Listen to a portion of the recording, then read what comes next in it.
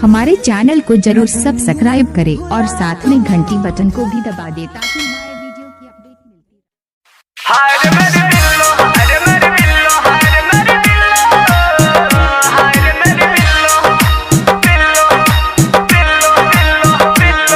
सटरानी हो करे जावा के नियार जानी बोला डोंट टच माय डियर धन कर नया दिन तोहर देखी हट सीनी हम हो गए हैं दिल से फैला हाय मेरी बिल्लो हाय मेरी बिल्लो हाय मेरी बिल्लो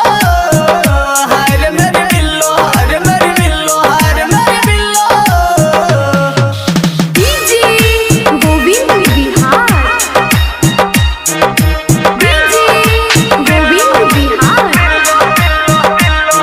देखी तोहरा के दिल पर न काबू होला किसी दिलू ना तो बेबी बुरा फील होला देखी तोहरा के दिल पर न काबू होला किसी दिलू ना तो बेबी बुरा फील होला बड़ा लागल मीठ मीठा लागल स्वीट जब पहनलू ड्रेस येलो येलो हाय मेरी बिल्लो हाय मेरी बिल्लो हाय मेरी बिल्लो हाय मेरी बिल्लो हाय मेरी बिल्लो हाय मेरी बिल्लो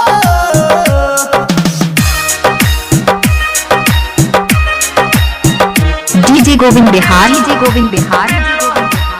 कल होली मलंगा स्थान छोड़ी है नाराज नरवानी आकाश पास रह हरदम जन कर विश्वास सब छोड़ी है नाराज नरवानी आकाश पास रह हरदम जन कर विश्वास मन गइल अटक नहीं करिले पलट प्यार लो दो 1-2 किलो हाय मेरी बिल्लो हाय मेरी बिल्लो हाय मेरी बिल्लो हाय मेरी बिल्लो हाय मेरी बिल्लो हाय मेरी बिल्लो